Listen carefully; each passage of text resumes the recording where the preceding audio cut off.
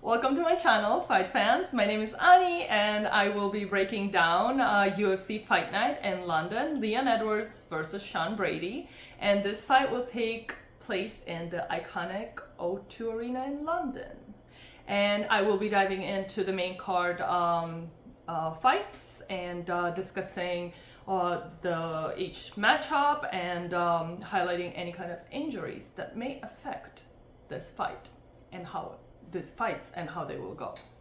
So this is my first video, so let me know in the future if you would like to see the prelims as well.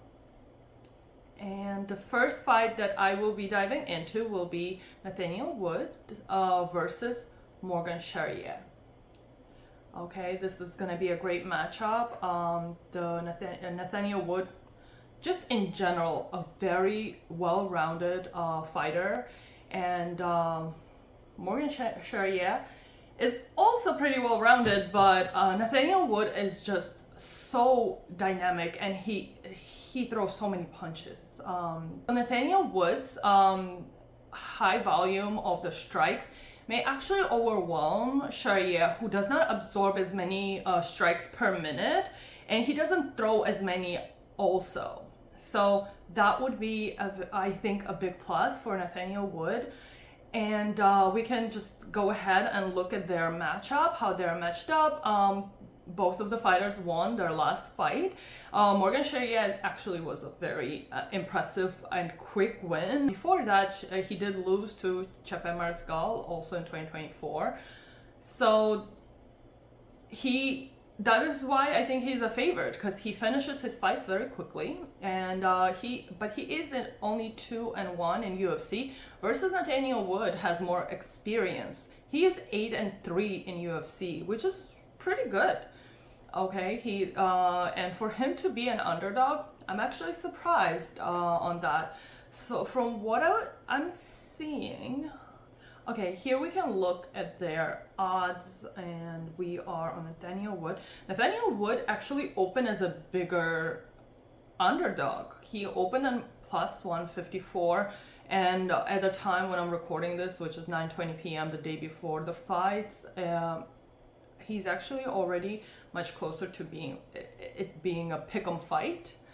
And let's see, Morgan Charrière started at minus 185, minus 135, and of course this depends on which betting website that you use, right? And if you are using something like FanDuel, he's still plus 124, which is a much better odds if anyone is planning, like me, betting on Nathaniel Wood versus Morgan Charrière, who is the favorite.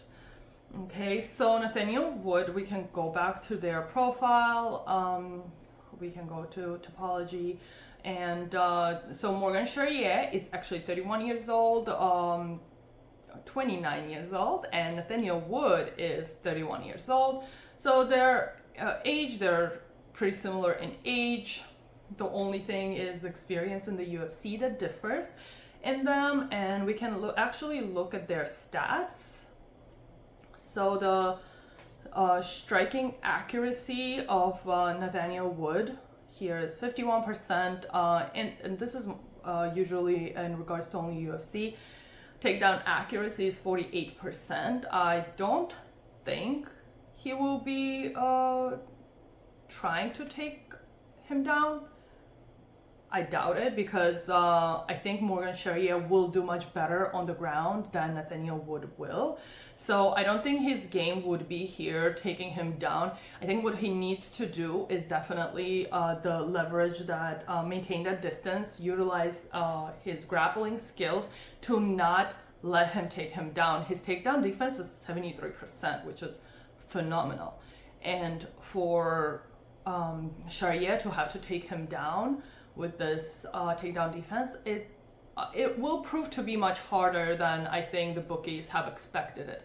That is why the line moved towards Nathaniel Wood, because I think that he is definitely being underestimated in this fight. And let's look at the Charrière here, Morgan Charrière, the last pirate. His striking accuracy is 52%. he has very good striking ability. Not counter-strike the game, okay. Counter-striking ability. His striking accuracy 52%, takedown accuracy 57%. He doesn't attempt many takedowns. So, but I think that his game here should be the grappling and getting him down and like just the control time. That's probably going to be his biggest thing in this fight and his way of trying to win this fight. But also Nathaniel Wood is very durable, okay, and his fight IQ is amazing too. So we'll see. I don't think Nathaniel Wood will be taking him down, but Charrière's takedown defense is 83%, which is also very good. And there is no really reach advantage here. The only thing, Charrière is 2 inches taller than the prospect Nathaniel Wood. And I forgot to mention this is a featherweight bout, and I think that the situation here is that a lot of sharp money is actually on Nathaniel Wood, because not a lot of these betting sites show you the percentage, but I did check on DraftKings and they showed that 35% of the bets are on Nathaniel Wood versus 65% of the bets being on Charrière. So why is it that the line is actually moving towards Wood versus Charrière? Meaning a lot of money. The volume of the money, not volume of the bets. Volume of the money is actually coming in for Wood. So I will definitely be taking the dog on this fight. Nathaniel the prospect Wood. And I mean, I think the safest bet here definitely would be going with the money line. He's already a dog.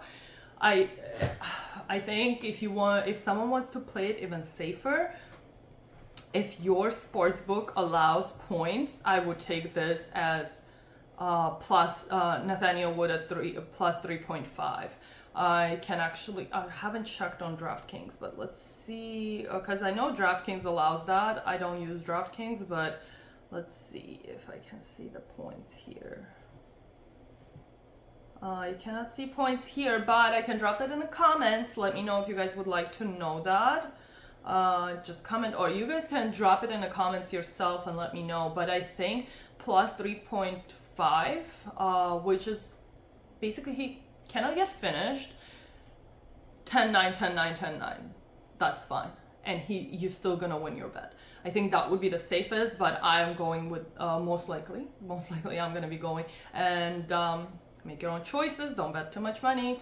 Okay, only bet what you can. Bet responsibly. All right, and take Nathaniel Wood. I will be taking Nathaniel Wood by only money line.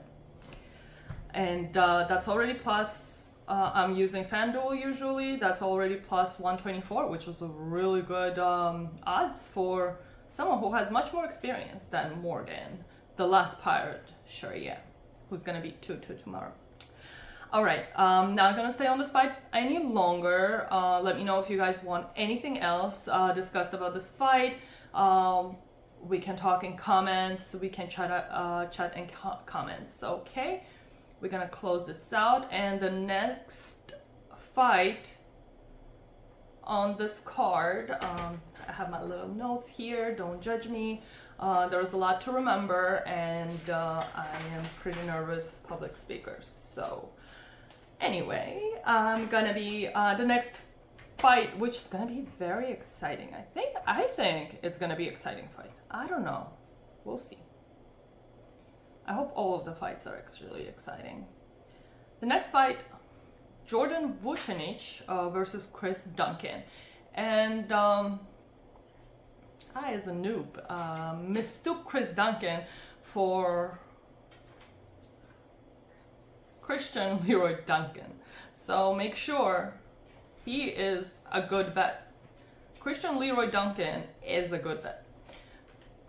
But we won't be discussing any prelims much, but let's talk about Chris Duncan versus Jordan Vucenic. Jordan, I would say I'm Georgian, so I'm always betting on my Georgians. Okay, when a Georgian fights, you will not see me bet against them. No way. And I will not recommend anyone betting. Look at Merab, look at Ilya, look at even Roman Dolidze, who is not the best of the best like Merab is or like Ilya is, but he beat Marvin Vettori, you know, less than his own 3-win streak now, and took Imavov to decision. And Imavov is a very, very high prospect, and most likely he's a very, very strong contender, actually. Not prospect, sorry. But Jordan Vucenic, I would say he had a really good fight. He came to UFC. His debut in UFC was against the Georgian Viking, Guram Kutateladze, and it was pretty good. Actually, the first round I was scared. I thought my Georgian Viking was gonna lose, but thankfully he did not. He won, and definitely after round 1, round 2, round 3 was a dominant fight by Guram. So there was no stolen fight or anything. But round 1, Jordan Vucenic did really good. But he is very new in UFC. It's 0-1, and he is minus 345. I don't know. Chris Duncan, the problem Duncan, is 3-1 in UFC. He's 31 years old, so he's not old. I think, Jordan Vucenic is actually 29 years old, so they're evenly matched there. The little reach advantage, which is on Vucenic's side, which is 1.5 inches, and the leg reach 2 inches. I don't think any of that will play a big role here. Vucenic actually has a pretty cool name, the Epidemic. And the fight is in England, so I think this is a personal fight for them, okay? Scotland versus England. It's gonna be fun. But let's talk about Vucenic. He's a well-rounded fighter. He can grapple, right? Sharp striking, and has a good fight IQ. You could see it in a previous fight. And I'm not saying Guram Kutateladze is like one of the best out there. No, there are much better Georgian fighters out there. But after he kind of left UFC for some time and then he came back, he's training with Hamzat and they train out of the same gym and all that. He came back better, and I think after the first round, maybe his corner told him like, hey, you need to do better, and he's like, oh yeah, let me wake up, I'm in UFC now again, I need to do better. So it's really tough to fight an opponent like that. He's a very strong opponent, but Jordan Vucenic showed that he has a really good fight IQ. I think throughout the whole time he was really great, and he has to use his footwork, right, striking accuracy, and he has to pick Duncan apart. I think that is going to be his way of winning it. Duncan has to, so the Vucenic is very technical, but Duncan has to make this a dogfight. Okay, just pounding each other. That's it. No pun intended there or anything. But anyway, he has to turn it into a dogfight. He cannot allow Vucenic to do much of his technical work. Okay, Duncan is very strong. He has that puncher's chance, and he can KO Vucenic. And we'll see how that goes. We will see how that will go. And so let's look at the odds. Okay. So Vucenic is here. Oh wow, he's minus 380 now. Actually, he opened it, and this is DraftKings again. Look at different ones if you want to. At DraftKings, he's minus 345, and he was opened at minus 345 and became minus 380. Okay, so the bets are coming in towards him. Money is coming in towards him. Chris Duncan opened as a dog at plus 275, and currently at 9:30 p.m. the night before the fights, he is at plus 300. Very hard fight to bet. I think if you want to make a little parlay and add Vucenic in there, you can. It's risky. I would personally definitely stay away from this fight, betting this fight, because it could go both ways. Vucenic may get punched really badly and get knocked out. And you putting someone who is 410 or 380 or whatever into your parlay, and like, I know that a lot of people will be adding it into all of their parlays, you gotta be careful with that, okay? Maybe one parlay only, maybe like, 1 unit, half a unit, quarter unit, whatever unit you can afford. And when I looked at DraftKings, actually 82% of the bets are coming in on Vucenic and only 18% on Duncan. Yeah, that's a big difference, but the change in the line is not that large. Do with it what you may. Okay, and yeah, so I think Vucenic will just be too technical for Duncan, and that's how he's going to win it. Yep, that's how he's going to win it. And most likely it's going to be a decision. But we'll see. Again, I don't think you should bet this fight. This fight could go both ways. One more thing I wanted to add is that Vucenic did fight Paul Hughes, who we have seen, whoever watches PFL as well, he's really good, and he did really good fighting Usman Nurmagomedov. I could honestly give it the fight to him as well, but that's why I'm not a judge, and they are. Okay, and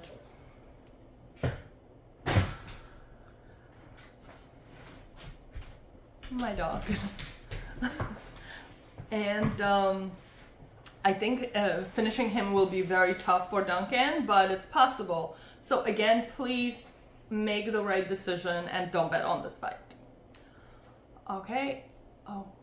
Okay, next fight is going to be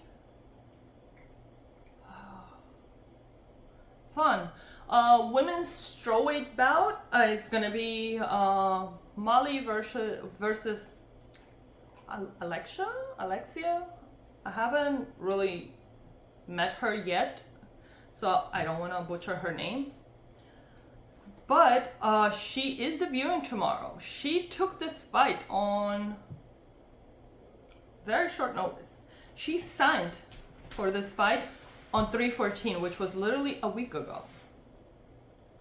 Molly McCann, 14-7, and she's 7-6 in UFC.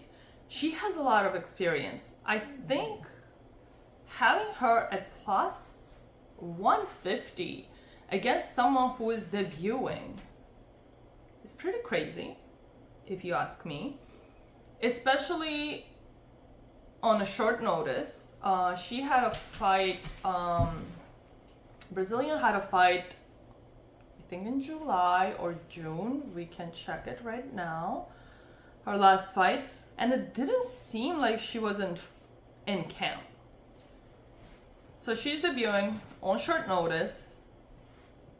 Very short notice. 1 week notice. Yeah, September 2024. That's when she was on Contender Series. She won. She's been doing great. Her last loss was in 2019, which was a long time ago. She may be amazing, and we wouldn't know until we actually watch her fight tomorrow against someone who's actually in the UFC, who has experience in UFC. Even if there's like it's like 50-50, 50% wins, 50% losses. And also don't forget that Molly McCann is fighting. This is her out of England, right? And this is her second fight. If she loses it again, it's gonna be 2 losses in a row. I just don't think she can afford that. I don't think so. Then she's gonna be 7-7 in the UFC, and that's gonna be pretty bad. And losing in England, in your own country, to a debuter who took a fight on a short notice, that's gonna be crazy. Okay, I'm just saying, that's gonna be insane. She may be leaving UFC. I would. But anyway, so 5-inch reach advantage on Brazilian side. The leg reach advantage a little bit on Molly McCann's side. So this is basically experience versus a submission artist. I think that's what it's going to be. Molly McCann is pretty aggressive when she fights, so I don't know, it may be overwhelming to someone who's just debuting in the UFC. We'll see.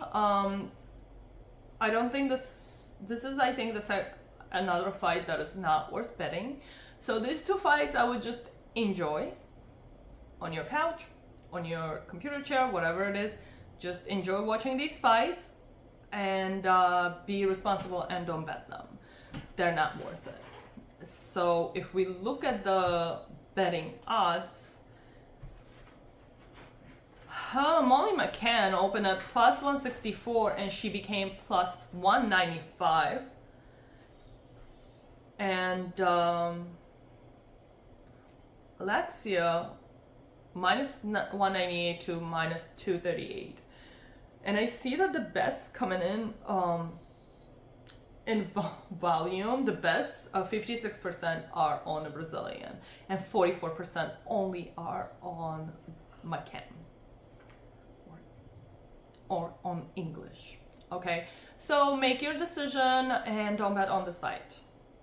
All right, we're gonna go into our next fight.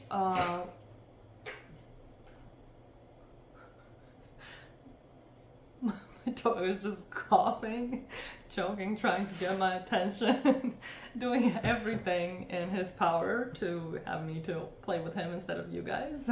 But the next fight is Gunnar Nelson versus Kevin Holland. Okay, Trailblazer versus Gunny.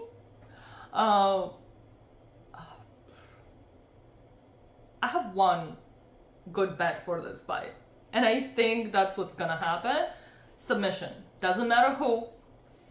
If your choice of sports books allows this is gonna be a submission. Okay, let's see. I saw on DraftKings it was plus 150. It's a good, either fighter wins by submission. Plus 150 on DraftKings and plus 160 on FanDuel. That's good for me. Listen, 36-year-old Gunnar has so many submissions. Let's go to his profile on Topology. He is a submission artist, subspecialist from Iceland. He's on 2 win streaks. Sorry, English is not my first language, so don't judge me too crazy, okay? Look at that. 74% of wins come from submission. He is a submission artist, and he has never been submitted, okay? But guess who has been submitted multiple times, many times? Yes, you guessed it. Mr. Trailblazer, Kevin Holland. He has been submitted 4 times, and he also has submitted someone 9 times. 35% of his wins come from the submission. He lost 2 fights already. I don't think he can lose another one, okay? He doesn't want to lose another one. He's already 13-10. This is an easy payday for him, okay? But I think that he most likely wins this fight. And it's most likely gonna be by the submission. But I think the safest bet for this fight specifically is submission. Any one of them. Don't put your house on it, okay? This is just a little bet. But I think the safest one would be submission. And I'm pretty sure it's gonna be Kevin Holland. If he really wants to continue being in the UFC, because it's crazy. Since 2022, he's been having a really bad year. 2023, he started good, but then he fought Jack Della Maddalena. I don't know why. And there you go. But he's been fighting really good competition. So that he has on him. So that's why I think that he's gonna win over Gunnar. Gunnar is not that good, I think. In my opinion, he's not that good. So yeah, and also another thing, Kevin Holland going back down to welterweight, which is great for him because he's actually better at welterweight. I guess it's harder for him to probably do the weight cut for this fight, but he had to go down to welterweight to fight Gunnar.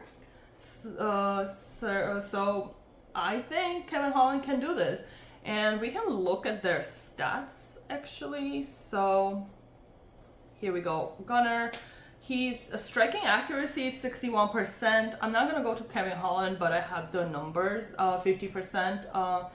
The takedown here, takedown accuracy 59% for Gunnar, 39% for Kevin Holland.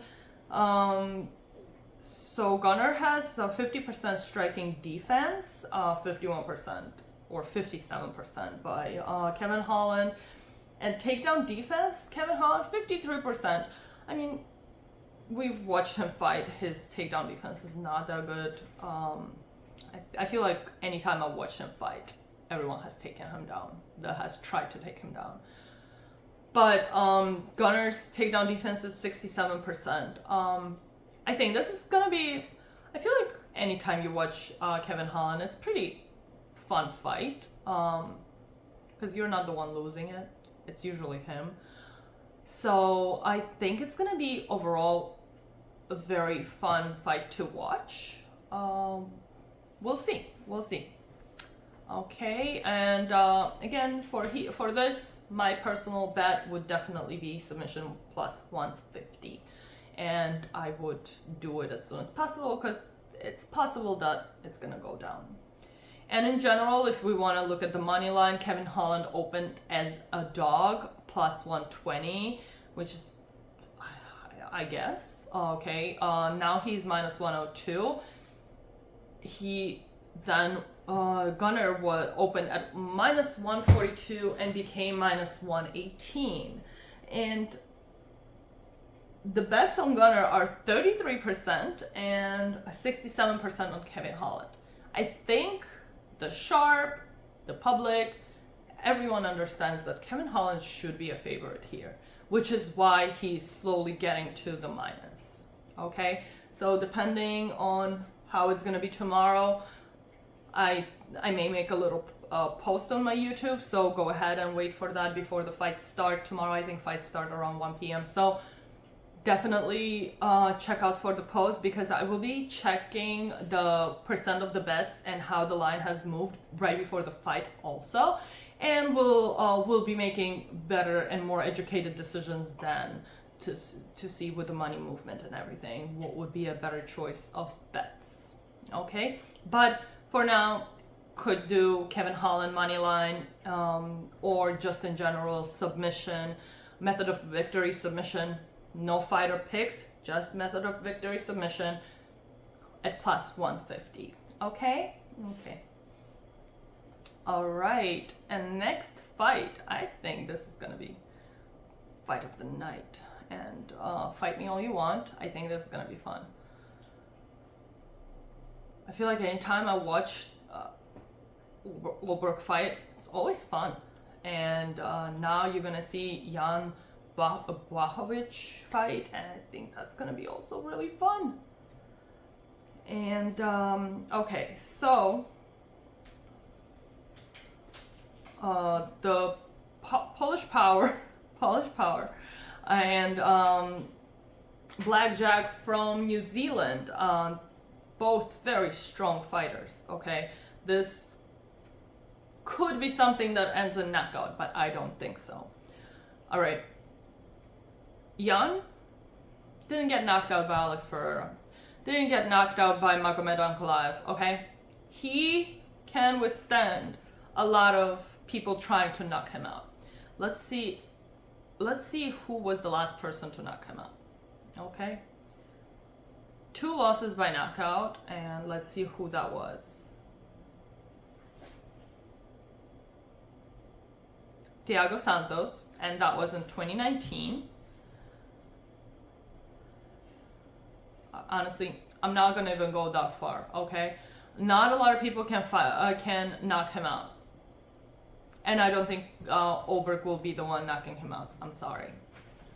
No, not today. And I don't think he's going to be knocking Ulberg out either. I think this is going to be a fight that goes to distance. And I think this is going to be a fight that goes to distance and Ulberg wins. One thing, Jan was paralyzed temporarily 2 months ago because of a left in the neck on the left side. There was some kind of nerve pinching or nerve pulling. I'm not exactly sure. He actually thought it was like a heart attack or something because his whole left side apparently just went numb. Okay. Is that something that could affect him during the fight if he gets punched by someone as strong as Ulberg? Could be, okay? Even though they're fighters, they're very strong. They both looked great on the weigh-ins, okay? But you gotta be careful with that, okay? Paralyzed just 2 months ago, that's pretty crazy. And I don't think he is going to be at 42 winning this fight. But I don't think he's gonna be getting knocked out either. So basically he has a 1-inch reach advantage and Ulberg is a bit taller. I don't think this is going to make any difference, any of them being taller than the other or a little reach advantage 1 inch. Not going to make a difference in this fight. Okay, so Jan lost to Alex Pereira, who is an amazing striker no matter what happened 2 weeks ago that no one wants to talk about, including me. But Alex could not knock him out, okay? And I don't think Ulberg is as strong as Alex. Okay, that's just the truth. And I'm not saying like in general strong, but like as a puncher, as a striker, he's not as strong as Alex. So I definitely think that he cannot knock Jan out. All right, there's always a possibility, but I don't think so. Jan in UFC is 12-7. He is a legend, okay? He's been here forever. And Ulberg is actually 7-1. He has a great record. He only lost his debut and hasn't lost since then, okay? And he got KO'd by Nzechukwu. And you can think a lot of times, like when you are debuting, you get knocked out, like damage done, this done, that done. And we know how strong Nzechukwu is. We've seen him fight time and time again, okay? And Ulberg took that and went on a 7-fight win streak. Okay, he did amazing. He has a great run. He is ranked 6. Jan currently is ranked 3. He's ranked 3, 42-year-old versus 34-year-old. So this is experience versus youth. We'll see who wins. I think that the good bet here would be Ulberg. If you want to be a little bit more risky, you can go ahead and choose Ulberg by decision. Or, let me check what Ulberg currently is. Ulberg is minus 290, open at minus 198, currently 290, and you can choose also Ulberg by decision or TKO, KO, and that would be minus 270. Or at least it was minus 270 when I was noting these down, so it could have gone down since he is minus 290 only now. Okay, and I think it's also good to choose, you can also choose this fight going to distance, and that was minus 120, and I can check that right now for you as well. Again, wow. Okay, so fight goes to decision, minus 120 on DraftKings. Błachowicz has 5 KOs, 2 subs in UFC. Ulberg has 4 KOs and 1 sub in UFC. And 1 loss. Ulberg is very fast, very precise, very dynamic striker. It's enjoyable to watch him fight, okay? But Błachowicz is so resilient. So the strength of Ulberg, I don't think that can knock Błachowicz out, okay? So you can make your own decision. If you think that Błachowicz can win, plus 185. That's a really good odds if you still believe that a 42-year-old Błachowicz can win, who was recently paralyzed. Okay, so let's look at their stats. Striking accuracy from striking accuracy for Ulberg 57%, 50% on Błachowicz or Jan. 75% of takedown accuracy, but I don't think any of them will be taking each other down. They will just, strike. And so Ulberg has 4.27 significant strike absorbed per minute versus 2.91 per by Jan.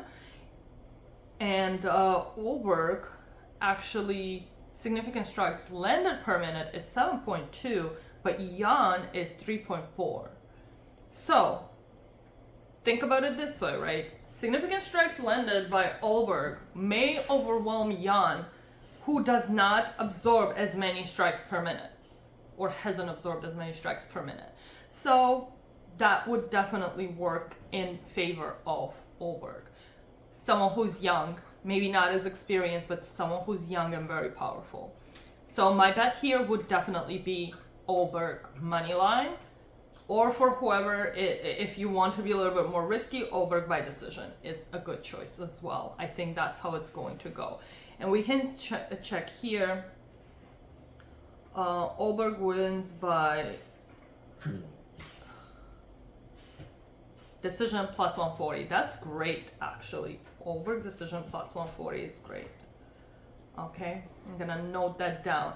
And tomorrow, after right before the fights, maybe an hour before the fights, I'm gonna make a little post. I'm gonna share exactly what my parlay would look like, and this would be something like a more safe parlay that I would put money on to win, and not something just a lottery parlay like you can see a lot of times. But if you would like to see lottery parlays, let me know. I love them. I always have them at least for $10, a fun lottery parlay, or whatever your 0.25 units is. You just let me know, okay? Just give me, leave me a comment or whatever it is you want to do, and I will gladly go from there and maybe adjust how I do certain things here, okay? Now we're going to go into the main card. Okay, the main event of the night, and this is gonna be the dog. Good boy. Yeah. Okay, the dog of the night. Okay, the dog of the night.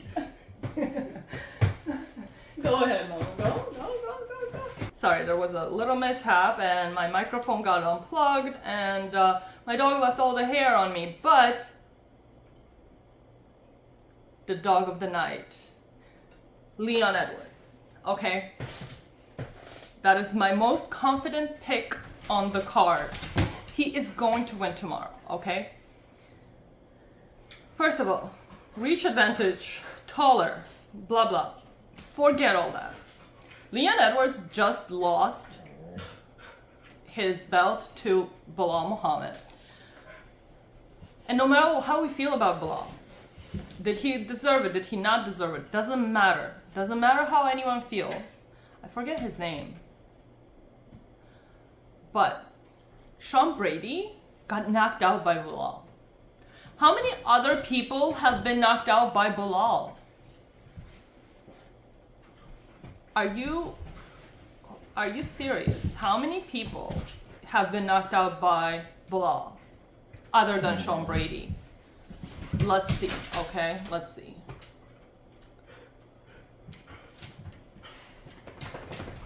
Five wins by TKO. Okay, please tell me, in the UFC there is rear naked choke in 2019, but there's not really knockouts. Sean Brady got knocked out by Bilal Muhammad, a person who wins by decision, okay? And that's not to hate on Bilal or anything. That's just how he wins the fights. And he knocked out Sean Brady. Sean Thomas Brady, okay? Sean Thomas Brady. Leon Edwards just lost his belt, and I'm not sure how true it is, but he was talking about, right after the fight, he was saying how his back was compromised leading into the fight, so that could have really affected his fight. Would Bilal still win? Probably. Most likely he would still win and take away the belt because the story behind Bilal was different, strong. He was waiting for it, he was hungry for it, he wanted it, okay? We're not talking about that fight. But Leon, losing again in England would be crazy, number one. Number two, losing again in England against someone who got knocked out by Bilal Muhammad, who does not knock people out. And then again, getting a chance to go for a belt? I don't think so. I'm pretty sure that would end Leon Edwards' chance. As long as Bilal Muhammad is a champ, Leon Edwards will not have a chance to fight him if he loses tomorrow to Sean Brady. I heard, I think, Triple C talk about Sean Brady wanting to fight Bilal because he got KO'd by Bilal. That fight was not even close, okay? Wasn't close. Bilal was walking him down the whole time. Bilal put so much pressure on you. Brady could not stand it. Okay, he could not stand it. And he lost it. It was a while ago. Brady is great. Now he's doing good. But he fights once a year. He has a kid. And that's when he decides to fight. Twice within like a couple months. But also takes this fight on a short notice after he was supposed to apparently fight in December but couldn't fight because he had a surgery.